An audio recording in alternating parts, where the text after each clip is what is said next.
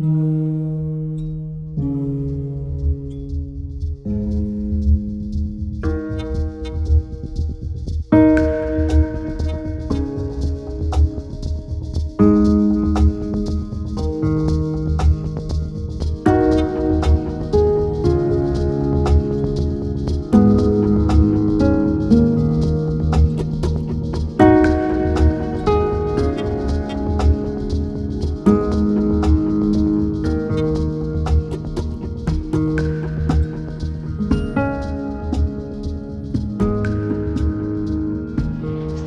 in this experience, I'm going to explain you about different subjects that occurs in the community, the reality of how they live too, right? Because it's important for you that are our visitors to know that these areas that we're crossing, Miraflores, Barranco or San Isidro, is a small percentage of the city of Lima.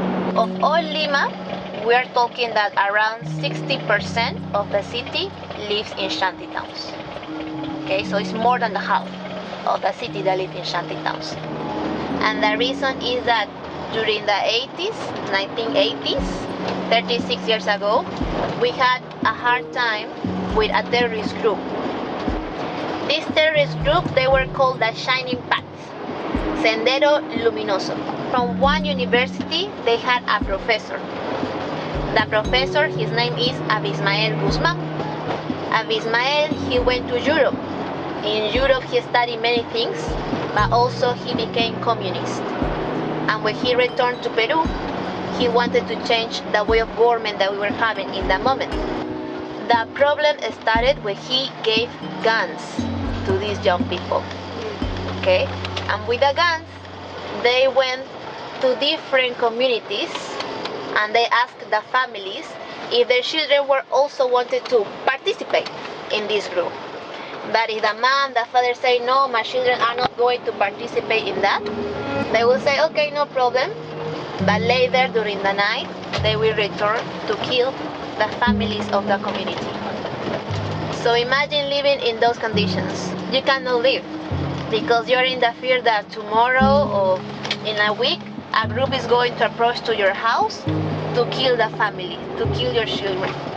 Well, in 1990, we had a new president that was a Japanese Peruvian president.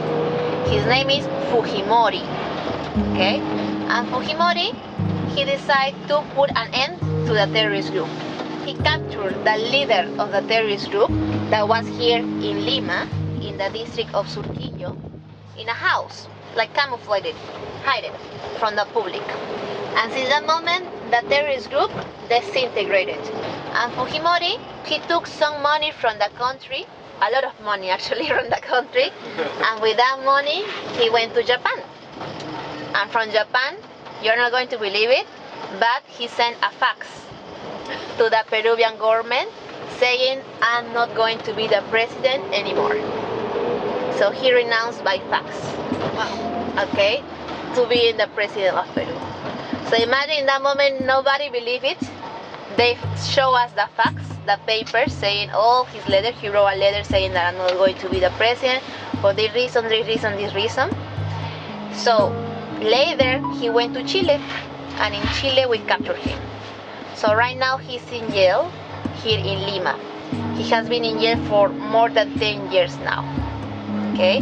And he's going to stay in jail all his life. All his life. That's the facts. Yes. Corruption is everywhere in the world.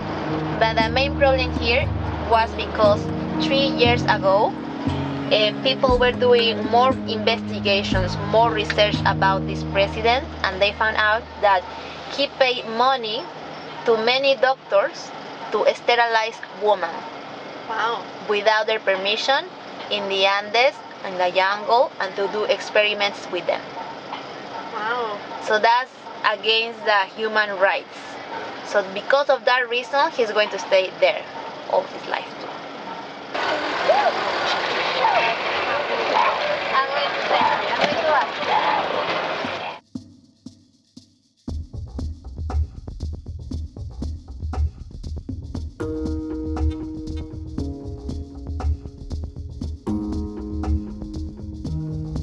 as high as you live in Lima, that means that you have less money. Right now we're half of the mountain, okay? In this level, like in the bottom, all the houses are already done with bricks and concrete, okay? But when we start going up through other stairs, you're going to start seeing a mix. Houses with plain wood and houses with cardboards only start appearing when we get to the top of the community.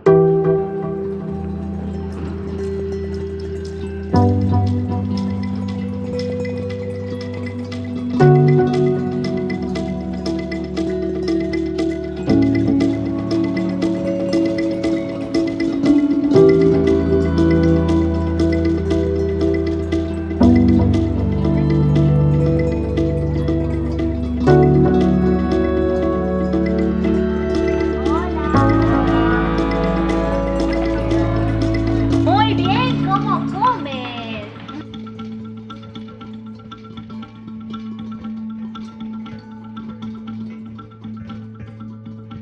Tienen que comer todo, porque si no, no hay sorpresa. ¿Ya? Tienen que acabar todas sus frijoles con su higadito. Que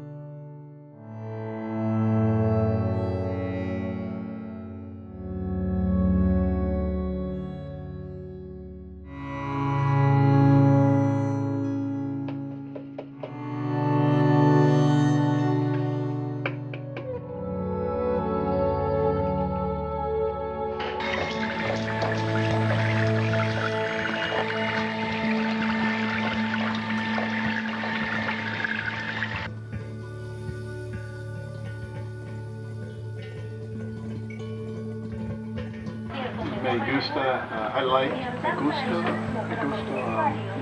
aprendiendo diferentes culturas. Ah, diferentes culturas. Yeah, I love it. Me encanta. Learn a lot. Aprendiendo mucho. Learning a lot, yeah.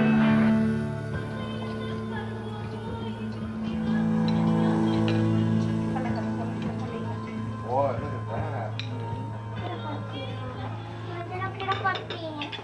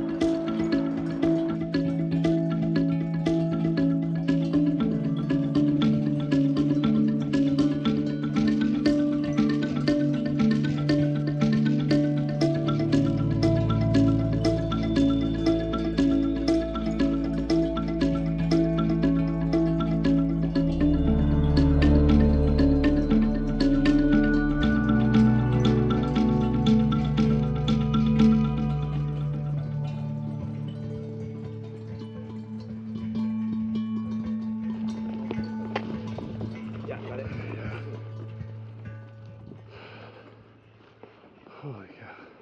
Hola, ¿cómo estás?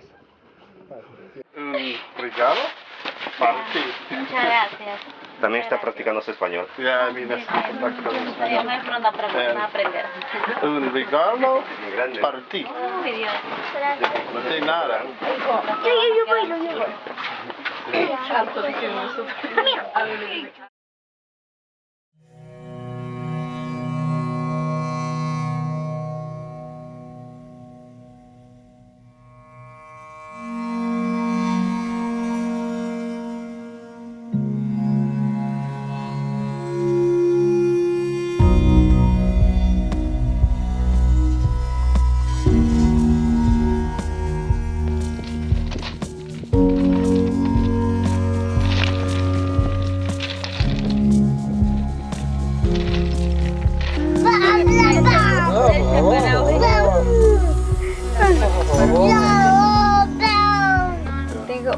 ahorita viene la otra del colegio, tarde todavía sale, otra chiquita tengo, su menor de ellos. ¿Tres? Son 4 hijos Cuatro, tengo. cuatro. I hope less than that, but she said 3-4 days. With this water, they had to cook, they had to drink, they had... And how they save water right now, they're not drinking water. All of them are freezing. Estaba nublado ayer, Martha's Hope is the oldest daughter who wants to study. This is the good thing. She likes to study, she wants to study. She finished her school, primary school, secondary school, and she wants to go to university. To do that, she has to learn how to prepare herself in academy. Especially because when you studied in very poor, simple public schools, you don't learn much. I mean, you cannot make it to the university. That's why she had to prepare herself. It's the next step after school. That means that she had to pay like 300 soles per month for her studies. How much money makes Martha? We're talking about that. 400 soles. And with the last 100 soles is for her bus ticket, which is another 20 soles. And at the end, Martha has 80 soles for the whole month. For her and her 4 children, for 5 people. This is one of the families and cases that we call extremely poor. No much food, actually it's food right now. Little water, less than 2 liters in there for the whole people. Martha didn't got pay her salary this time because her boss